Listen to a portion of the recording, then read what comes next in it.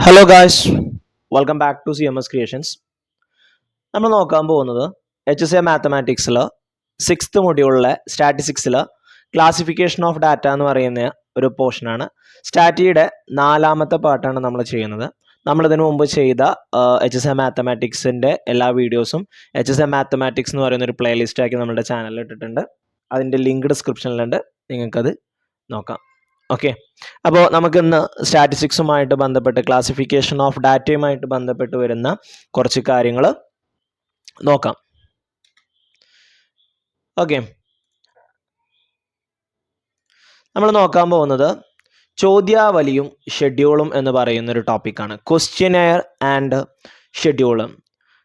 ഒരു പ്രത്യേക ആവശ്യങ്ങൾക്കോ ആയി ഡാറ്റ ശേഖരിക്കുന്നതിന് യുക്തിപരമായി ക്രമീകരിച്ചിട്ടുള്ള ചോദ്യങ്ങളുടെ ശ്രേണിയാണ് ചോദ്യാവലിയും ഷെഡ്യൂളും.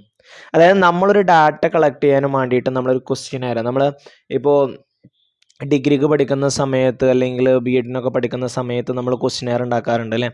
നമ്മൾ BEdന് പഠിക്കുന്ന സമയത്തൊക്കെ ക്വസ്റ്റ്യനെയർ ഉണ്ടാക്കിയിട്ടുണ്ട്. നമ്മൾ കുട്ടികളിൽ നിന്ന് ഡാറ്റ കളക്ട് ചെയ്യുന്നതിനും കേസ് സ്റ്റഡിയൊക്കെ നടത്തുന്നതിനൊക്കെ ആയിട്ട് അല്ലേ.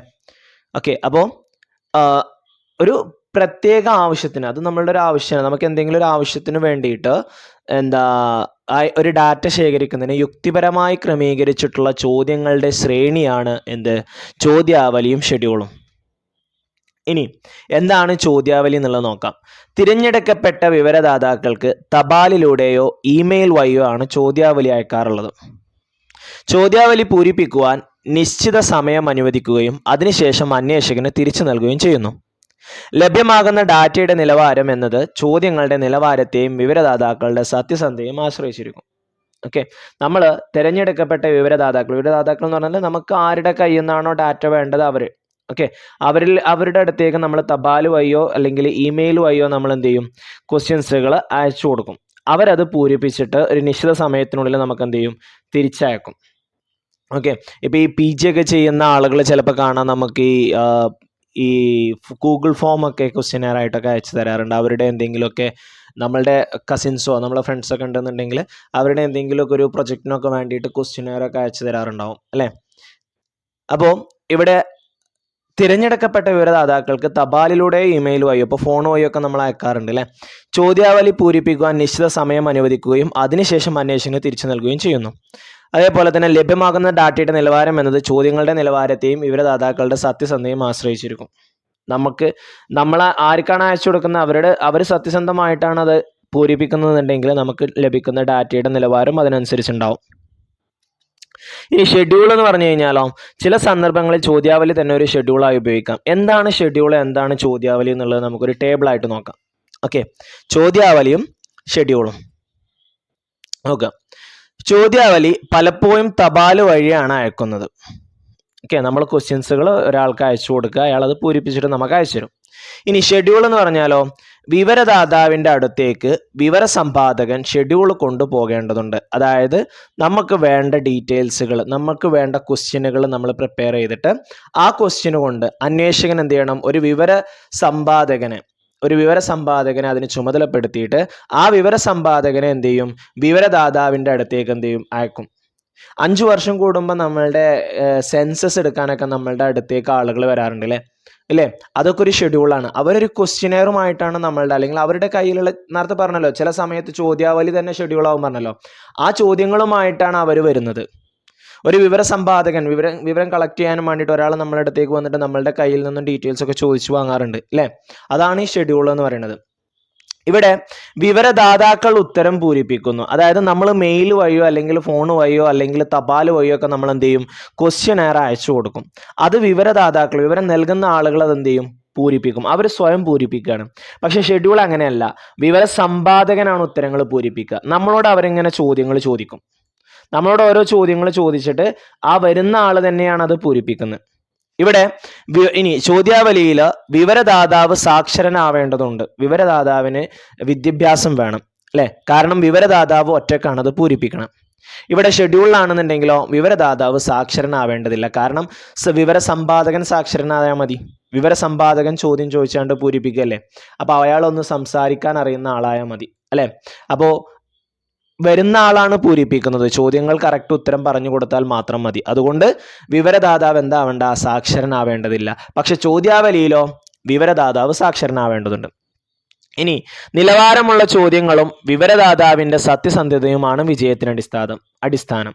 വിവരദാതാവിന്റെ സത്യസന്ധതയാണ് നമ്മളുടെ ചോദ്യാവലിയുടെ വിജയത്തിന് അടിസ്ഥാനം. പക്ഷെ ഷെഡ്യൂളിലാണെന്നുണ്ടെങ്കിലോ വിവരസമ്പാദകന്റെ സത്യസന്ധതയും കാര്യക്ഷമതയുമാണ് വിജയത്തിന് അടിസ്ഥാനം. ഓക്കെ. ഇനി അപൂർണ വിവരങ്ങൾ ലഭിക്കാനുള്ള സാധ്യത കൂടുതലാണ്. ചിലപ്പോൾ നമ്മൾ ഒരാൾക്ക് ഇത് തപാല് വഴി അല്ലെങ്കിൽ എങ്ങനെയെങ്കിലുമൊക്കെ അത് അയച്ചു കൊടുക്കുമ്പോൾ അയാൾ ഇതുകൊണ്ട് കുടുങ്ങിയെന്നോ അല്ലെങ്കിൽ ഇത് എങ്ങനെയെങ്കിലും തീർക്കണം എന്നൊക്കെ തോന്നി, അല്ലെങ്കിൽ അയാൾ ഞാനിപ്പോൾ ഇത് പൂരിപ്പിച്ച് കഴിഞ്ഞാൽ എന്താണ് തെറ്റാണോ ശരിയാണോ എന്നൊക്കെ അറിയാതെ ചിലപ്പോൾ എന്തെങ്കിലുമൊക്കെ പൂരിപ്പിച്ച് അയക്കും അല്ലേ. അപ്പോൾ അപൂർണ വിവരങ്ങൾ ലഭിക്കാനുള്ള സാധ്യത കൂടുതലാണ്. പക്ഷെ നമ്മൾ മറ്റൊരാളോട് ചെന്ന് ചോദിക്കുമ്പോൾ അയാളോട് നമ്മൾ മാന്യമായിട്ട് നമ്മൾ സൗമ്യമായിട്ടൊക്കെ ചോദിക്കുമ്പോൾ കറക്റ്റ് വിവരങ്ങൾ നമുക്ക് കിട്ടാൻ ചാൻസ് കൂടുതലാണ്. അപ്പോൾ ഷെഡ്യൂൾ ആണെന്നുണ്ടെങ്കിലോ അപൂർണ വിവരങ്ങൾ ലഭിക്കാനുള്ള സാധ്യത കുറവാണ്. ഓക്കെ. അപ്പോൾ ചോദ്യാവലി എന്താണെന്നുള്ളതും ഷെഡ്യൂൾ എന്താണെന്നുള്ളതും ജസ്റ്റ് ഒന്ന് അറിഞ്ഞാൽ മതി. ചോദ്യാവലി എന്ന് പറഞ്ഞു കഴിഞ്ഞാൽ നമ്മൾ ഒരാൾക്ക് അയച്ചു കൊടുത്തിട്ട് അയാളുടെ കയ്യിൽ നിന്നും അയാൾ തന്നെ വിവരങ്ങൾ പൂരിപ്പിച്ചിട്ട് അത് തിരിച്ച് നമുക്ക് തരും. ഷെഡ്യൂൾ എന്ന് പറഞ്ഞു കഴിഞ്ഞാലോ നമ്മളൊരു വിവരസമ്പാദകനെ ചുമതലപ്പെടുത്തിയിട്ട് ആ വിവരസമ്പാദകനെ നമ്മൾ വിവരദാതാവിൻ്റെ അടുത്തേക്ക് പറഞ്ഞു വിട്ടിട്ട് ഈ വിവരസമ്പാദകൻ ഓരോ ചോദ്യങ്ങൾ ചോദിക്കുകയും അതിന് മറ്റാൾ മറുപടി പറഞ്ഞതിന് ശേഷം ഈ വിവരസമ്പാദകനാണ് എന്ത് ചെയ്യണത്, ഇതെല്ലാം പൂരിപ്പിക്കുന്നത്. ഓക്കെ. ആ ഒരു കൺസെപ്റ്റ് കിട്ടുമ്പോൾ തന്നെ ഓട്ടോമാറ്റിക്കലി നമുക്ക് ഇതിൻ്റെ ഡിഫറൻസുകൾ മനസ്സിലാക്കാൻ പറ്റും. ഓക്കെ. ഇനി അടുത്ത് പ്രാരംഭ വിവരശേഖരണം, പൈലറ്റ് സർവേ എന്ന് പറഞ്ഞു കഴിഞ്ഞാൽ എന്താണ്? ചോദ്യാവലി തയ്യാറാക്കി കഴിഞ്ഞാൽ ആ ചോദ്യാവലി ഉപയോഗിച്ച് ഒരു ചെറിയ ഗ്രൂപ്പിൽ ഒരു മുൻ പരിശോധന നടത്തുന്നതിനെ പ്രാരംഭ വിവരശേഖരണം അല്ലെങ്കിൽ പൈലറ്റ് സർവേ എന്ന് പറയും. നമ്മളൊരു ചോദ്യാവലി ഉണ്ടാക്കിയിട്ട് നമ്മൾ ആ ചോദ്യാവലി ഒരു ചെറിയ ഗ്രൂപ്പിൽ നമ്മളത് ആർക്കെങ്കിലും അയച്ചു കൊടുക്കുന്നതിന് മുമ്പോ അല്ലെങ്കിൽ ഒരു ഷെഡ്യൂളിന് പ്രിപ്പയർ ചെയ്യുന്നതിന് മുമ്പോ ഒക്കെ ആയിട്ട് നമ്മളൊരു ചെറിയ ഗ്രൂപ്പ് പ്രിപ്പയർ ചെയ്തിട്ട് ആ ഗ്രൂപ്പിൽ നമ്മളിതൊന്ന് ട്രയൽ ചെയ്യുക. എന്ത് ചെയ്യാം?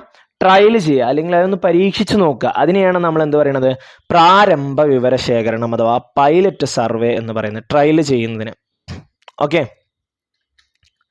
ഇനി ചോദ്യാവലിയിൽ വേണ്ട കാര്യങ്ങൾ നമ്മൾ ശ്രദ്ധിക്കേണ്ട, ആവശ്യമുള്ള എല്ലാ വിവരങ്ങളും ലഭ്യമാകാൻ കഴിവുള്ളതായിരിക്കണം ചോദ്യങ്ങൾ. ഓക്കെ. നമുക്ക് ആവശ്യമായ എല്ലാ വിവരങ്ങളും ലഭ്യമാകാനായി ആ ചോദ്യാവലിക്ക് കഴിയണം. അല്ലാതെ നമുക്ക് വേണ്ട നമ്മൾ അതിൽ കുറേ ചോദ്യങ്ങൾ ഉൾപ്പെടുത്തി പക്ഷെ നമുക്ക് ആവശ്യമുള്ളതൊന്നുമില്ല. നമ്മൾ എന്തിനു വേണ്ടിയിട്ടാണോ ആ ചോദ്യാവലി പ്രിപ്പയർ ചെയ്തത് അത് നമുക്ക് മുഴുവനായിട്ട് കിട്ടണം. അതാ പറഞ്ഞത്, ആവശ്യമുള്ള എല്ലാ വിവരങ്ങളും ലഭിക്കാൻ കഴിവുള്ളതായിരിക്കണം. 2, ചോദ്യങ്ങളുടെ ഭാഷയും വാചകഘടനയും. ഓക്കെ. ചോദ്യാവലിയിലുള്ള ചോദ്യങ്ങളുടെ ഭാഷയും വാചകഘടനയും അതൊക്കെ നല്ല രീതിയിലായി കഴിഞ്ഞാലേ ആ വിവരദാതാവിന് എന്ത് ചെയ്യാൻ പറ്റുള്ളൂ, അത് വായിച്ച് മനസ്സിലാക്കി നമുക്കത് പൂരിപ്പിച്ചു തരാൻ കഴിയുള്ളൂ അല്ലേ. വ്യത്യസ്തമായ അർത്ഥം വരുന്ന വാക്കുകളും സാങ്കേതിക പദങ്ങളും ചോദ്യങ്ങളിൽ ഉൾപ്പെടുത്തരുത്. ഓക്കെ. വെറൈറ്റി, നമുക്കിപ്പോൾ പല പല വെറൈറ്റി വേർഡുകളൊക്കെ പറയാൻ പറ്റുന്നുണ്ടെങ്കിൽ അതിനൊന്നും അത്തരത്തിലുള്ള വാക്കുകളൊന്നും നമ്മൾ ഉപയോഗിക്കരുത് ചോദ്യാവലിയിൽ. ആ വിവരദാതാവിന് അഥവാ ഒരു കോമൺ മാന് നമ്മളെല്ലാവർക്കും കൊടുക്കുന്നതാണ് ഇതിലെ എല്ലാവർക്കും മനസ്സിലാവുന്ന രീതിയിലുള്ള എന്തുപയോഗിക്കണം, ലാംഗ്വേജുകളും അഥവാ ഭാഷയും അതിലുള്ള ഘടകങ്ങളൊക്കെ അത്തരത്തിലായിരിക്കണം. ഇനി അത് നമ്മൾ പറഞ്ഞില്ലേ, വ്യത്യസ്ത അർത്ഥമായ ചോദ്യങ്ങൾ ഉൾപ്പെടുത്തുക. ശരി തെറ്റ് എന്നീ ഉത്തരങ്ങൾ വരുന്ന ചോദ്യങ്ങൾ, ഉത്തരം തിരഞ്ഞെടുത്ത് എഴുതാവുന്ന ചോദ്യങ്ങൾ തുടങ്ങിയവർക്ക് മുൻഗണന നൽകണം. വല്ലാതെ പോയാണ്ട് എസ്സേ ടൈപ്പ് ക്വസ്റ്റ്യൻസ് ഒന്നും നമ്മൾ എന്ത് ചെയ്യരുത്, ചോദ്യാവലിയിൽ പ്രിപ്പയർ ചെയ്യരുത്.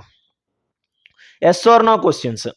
ഓക്കെ. ഒന്നെങ്കിൽ ടിക്ക് മാർക്ക് ഇടുക, ഒക്കെ ഒരു കോളം വരച്ചിട്ട് അതേ അല്ല എന്നൊക്കെ പറഞ്ഞുകൊണ്ടായിരിക്കും നമ്മളുടെ ക്വസ്റ്റ്യനറുകൾ അധികം ഉണ്ടാവാറ് അല്ലേ. അല്ലെങ്കിൽ ഉത്തരം 4 ഓപ്ഷൻ കൊടുത്തിട്ട് അതിൽ ഏത് ഓപ്ഷനാണോ അങ്ങനത്തെ ചോദ്യങ്ങളായിരിക്കണം നമ്മൾ ചോദ്യാവലിയിൽ ഉണ്ടാക്കേണ്ടത്. ദെൻ വ്യക്തിപരമായ ചോദ്യങ്ങൾ ഒഴിവാക്കണം. ആ വ്യക്തിയെക്കുറിച്ചുള്ള കൂടുതൽ കാര്യങ്ങൾ, അയാളുടെ പേര്, അയാളുടെ എന്താ പറയുക ജീവിതശൈലി, അങ്ങനത്തെ വ്യക്തിപരം നമുക്ക് ആവശ്യമുള്ളത് മാത്രം, അയാളുടെ വ്യക്തിപരമായിട്ടുള്ള കാര്യങ്ങൾ എന്ത് ചെയ്യുക, ഒഴിവാക്കുക. ഓക്കെ. ആവശ്യമായ അടിക്കുറിപ്പുകൾ നൽകണം. അടിക്കുറിപ്പുകൾ ആവശ്യമാണ്, അത് നമ്മൾ എന്ത് ചെയ്യണം, നൽകണം. എങ്കിലും എന്തെങ്കിലും ഡൗട്ട് ഉണ്ടെന്നുണ്ടെങ്കിൽ അവർക്ക് നോക്കാൻ പറ്റുള്ളൂ. ഇനി സാധാരണയായി ചോദ്യങ്ങളുടെ എണ്ണം 20 മുതൽ 25 വരെ ആവണം. ചോദ്യാവലിയിൽ ചോദ്യങ്ങളുടെ എണ്ണം സാധാരണയായിട്ട് എത്രയാ, 20 മുതൽ 25 വരെ ആകണം. ചോദ്യങ്ങൾ യുക്തിപരമായ ക്രമത്തിലായിരിക്കണം, ഒരു ഓർഡറിലായിരിക്കണം ചോദ്യങ്ങൾ പോകേണ്ടത്. ഓക്കെ. ഇനി ചോദ്യങ്ങൾ സ്വയം വിശദീകരണാത്മകമായിരിക്കണം. ചോദ്യങ്ങൾ സ്വയം വിശദീകരണാത്മകമായിരിക്കണം എന്ന് പറഞ്ഞാൽ നമ്മളിത് ഒരാൾക്ക് അയച്ചു കൊടുക്കണമാണല്ലോ.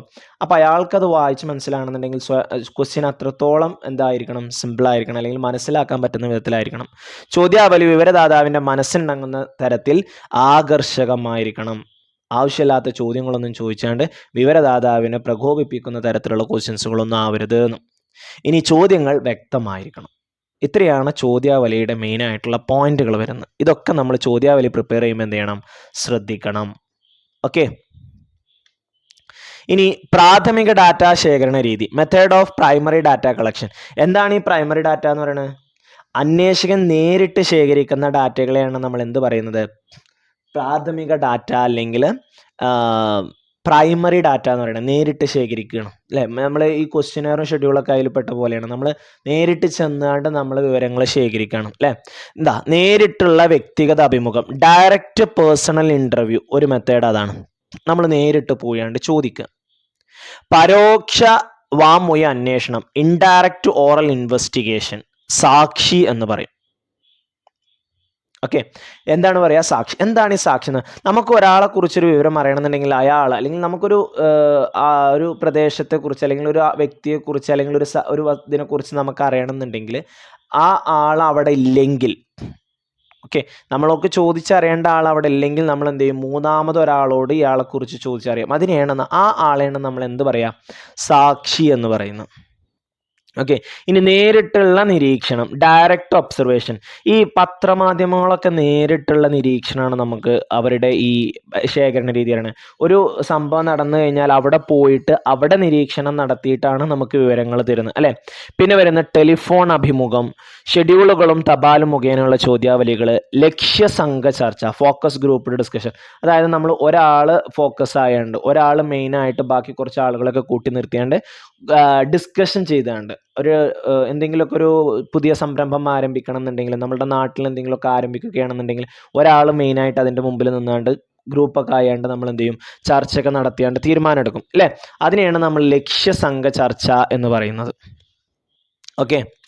ഇനി ദ്വിതീയ ഡാറ്റ സ്രോതസ്സുകൾ. ദ്വിതീയ ഡാറ്റ എന്ന് പറഞ്ഞാൽ എന്താ, നമ്മൾ ആദ്യ വിവരങ്ങളൊക്കെ ശേഖരിച്ച് വെച്ചിട്ടുണ്ടാവും, അതിൽ നിന്നൊക്കെ നമ്മൾ കളക്ട് ചെയ്യുന്നതിനെയാണ് അല്ലേ, നിലവിലുള്ള സ്രോതസ്സിൽ നിന്ന് ശേഖരിക്കുന്നതിനെയാണ് നമ്മൾ ദ്വിതീയ ഡാറ്റ എന്ന് പറയുന്നത്. ശേഖരിച്ച് വിലയിരുത്തപ്പെട്ട പ്രസിദ്ധീകരിച്ചതോ അല്ലാത്ത ഏതൊരു വിവര സ്രോതസ്സും ദ്വിതീയ ഡാറ്റ സ്രോതസ്സാണ്. കണ്ടോ, ഓൾറെഡി ഡാറ്റ കളക്ട് ചെയ്ത് വെച്ചിട്ടുണ്ട്, അതിൽ നിന്ന് നമ്മൾ എന്ത് ചെയ്താൽ മതി, സെലക്ട് ചെയ്ത് കണ്ടുപിടിച്ചാൽ, നമ്മൾ അന്വേഷിച്ച് കണ്ടുപിടിക്കുക. അതിനെയാണ് ദ്വിതീയ ഡാറ്റ എന്ന് പറയുന്നത്. ഓക്കെ. അപ്പോൾ ശേഖരിച്ച് വിലയിരുത്തപ്പെട്ട് പ്രസിദ്ധീകരിച്ചതോ അല്ലാത്തതായ ഏതൊരു വിവര സ്രോതസ്സും എന്താണ്, ദ്വിതീയ ഡാറ്റ സ്രോതസ്സാണ്. ഓക്കെ. പ്രാഥമിക ഡാറ്റ ശേഖരണ രീതികളും ഒന്ന് അറിഞ്ഞിരിക്കുക കേട്ടോ. ഈ പത്രമാധ്യമങ്ങളുടെയൊക്കെ ഒന്ന് അറിഞ്ഞിരുന്നോളാം കേട്ടോ. നേരിട്ടുള്ള നിരീക്ഷണം, അതൊക്കെ സാക്ഷി എന്താണെന്നൊക്കെ കേട്ടോ. മൂന്നാമതൊരു പേഴ്സണോട് നമ്മൾ ചോദിക്കുമ്പോഴാണ് അതിനെ നമ്മൾ എന്ത് പറയുന്നത്, സാക്ഷി എന്ന് പറയുന്നത്. ഇനി ദ്വിതീയ ഡാറ്റ ശേഖരിക്കുമ്പോൾ അന്വേഷകൻ താഴെ പറയുന്ന കാര്യങ്ങൾ ശ്രദ്ധിക്കേണ്ടതാണ്. ശേഖരിച്ച ഡാറ്റയുടെ ഭൂപ്രദേശം, നമുക്ക് വേണ്ട പ്രദേശത്തിൻ്റെ ഡാറ്റ ആയിരിക്കണം നമ്മൾ ശേഖരിക്കണം. നമ്മളിപ്പോൾ ഇന്ത്യയെക്കുറിച്ച് വിവരങ്ങൾ ശേഖരിക്കാനും വേണ്ടിയിട്ട് പോയാണ്ട് സൗത്ത് ആഫ്രിക്കൻ്റെ വിവരങ്ങൾ പോയി കളക്ട് ചെയ്ത് നോക്കിയിട്ട് കാര്യമുണ്ടോ? ഇല്ലല്ലോ. അപ്പോൾ ഡാറ്റയുടെ ഭൂപ്രദേശം നോക്കണം, ശേഖരിച്ച സമയം നോക്കണം. ഇപ്പോൾ നമ്മൾ ഈ ഒരു സമയത്തെ ഡാറ്റ 2025 കണക്കാണ് നമ്മൾ എടുക്കുന്നുണ്ടെങ്കിൽ ഇപ്പോൾ 2000 കളക്ട് ചെയ്ത് വെച്ച ഡാറ്റ നോക്കിയിട്ട് കാര്യമുണ്ടോ? ഇല്ല. അപ്പോൾ ഡാറ്റ ശേഖരിച്ച സമയം നോക്കണം. ഡാറ്റ ശേഖരണത്തിൽ ഉൾപ്പെട്ട പദങ്ങളും നിർവചനങ്ങളും നോക്കണം. ഡാറ്റ ശേഖരിച്ച വ്യക്തിയും അത് സ്വീകരിക്കാനുള്ള ഉദ്ദേശവും നോക്കണം. ഓക്കെ. ഇതാണ് ദ്വിതീയ ഡാറ്റ ശേഖരിക്കുമ്പോൾ അന്വേഷകൻ ശ്രദ്ധിക്കേണ്ട കാര്യങ്ങൾ, അല്ലെങ്കിൽ അറിഞ്ഞിരിക്കേണ്ടത്. ഓക്കെ. അപ്പോൾ ഇത്രയാണ് നമ്മൾ ഇന്നത്തെ ഇതിൽ നോക്കുന്നത്. നമ്മൾ ക്ലാസിഫിക്കേഷൻ ഓഫ് ഡാറ്റയുമായിട്ട് ബന്ധപ്പെട്ട കുറച്ച് കാര്യങ്ങൾ, അഥവാ ക്വസ്റ്റ്യനെയറും ഷെഡ്യൂളുമായിട്ട് ബന്ധപ്പെട്ടുള്ള കുറച്ച് കാര്യങ്ങളാണ് പറഞ്ഞത്. നമുക്കിനി ബാക്കി ഡീറ്റെയിൽസുമായിട്ട് ഇനി അടുത്ത വീഡിയോയിൽ കാണാം. Okay. Wish you all the very best and thank you for watching this video. See you soon. Bye by.